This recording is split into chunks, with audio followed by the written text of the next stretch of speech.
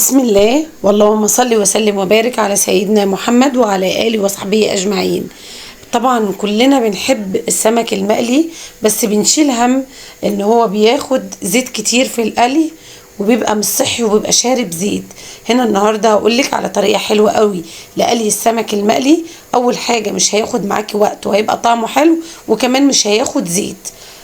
هنا هتجيبي السمك بتاعك البلطي او اي سمك بقى انت عايزه تقليه، هتنضفيه كويس وهتعملي له زي محلول نقع كده تنقعيه فيه شويه. هنا عباره عن ايه؟ برتقان، قشر برتقان ده انا عصراه، البديل ليه قشر ليمون، شويه جنزبيل في الميه وشويه ملح واي بهارات سمك بقى انت بتحبيها، مع شويه توم مفرومين صغيرين وعصره ليمون. ده المحلول اللي هننقع فيه السمك بعد ما ننضفه ونشطفه. طبعا حوالي يعني على حسب وقتك من نص ساعة لساعة لساعتين، على حسب ما انت عايزة تقلي السمك بتاعك.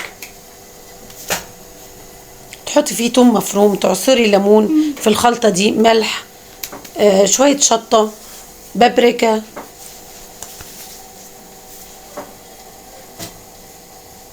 هنمسك السمك بتاعنا بقى، سواء كان بلطي سواء كان ماكريل، اي سمك بقى انت حابه تقليه، مكرونه، اي حاجات من دي اعمليها بنفس الطريقه. المحلول النقع ده بيخلي السمك بتاعك اولا طعمه حلو قوي، بيشرب من التتبيله، بيبقى لحمه نفسه متطعم بالتتبيله دي وطعمها فيه. معظم الحاجات حطيها بودر،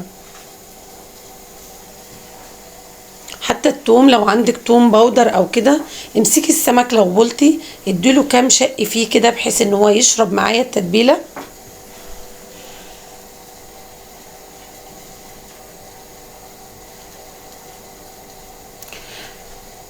بعد ما هنعمل كده جربوا يا جماعه، الطريقه دي هتفرق معاكم جدا في السمك المقلي. يعني لو قليتي كميه كبيره كلها ما تاخدش منك نص كوبايه زيت، والزيت هيفضل لاخر نقطه نضيف، ودي اهم نقطه. طبعا هتحطيه وكل شويه تقعدي ايه يعني تشربيه، تحاولي تشربيه التتبيله كده، تقلبيه يعني من تحت لفوق لفوق لتحت كده يعني. بعد كده هنجيب الدقيق بتاعنا برضو نبهره بالبهارات البودر، كل حاجة لازم نبهرها. نمسك السمكة كده نقلبها في الدقيق، طبعا هتشرب الدقيق، وبعد شوية هتلاقي الدقيق ده عايزين نزود كمان طبقة، يعني اكدي عليها الدقيق مرتين وتلاتة.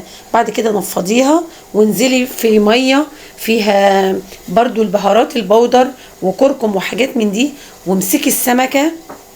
هنا باكد عليكي ان انا ببهره كويس جدا في الدقيق، بغلفه كويس بالدقيق مرتين.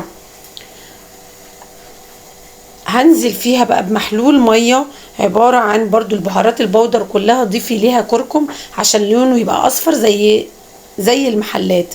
هنا انا بوريكي قد ايه الزيت نضيف وانا بقلي، وكميه قليله مش كتيره، والسمك ما بيشربش زيت وبياخدش معاكي وقت. هتقليه بقى بالطريقه العاديه بتاعه القلي، ياخد لون ونقلبه على الناحيتين لحد ما يستوى، وتطلعيه بقى على ورق زبده او مصفى زي ما انت شايفه كده. هتعملي كل الكميه بكميه زيت قليله قوي وتفضل معاكي لحد النهايه الزيت نضيف. يبقى انا هبهره بالدقيق وانزله في محلول الميه اللي انا عاملاه اللي هو فيه كل البهارات بتاعتي، تنزيله كده خفيفه، واطلع بالسمكه بتاعتي انفضها كويس وانزلها في الزيت والهنا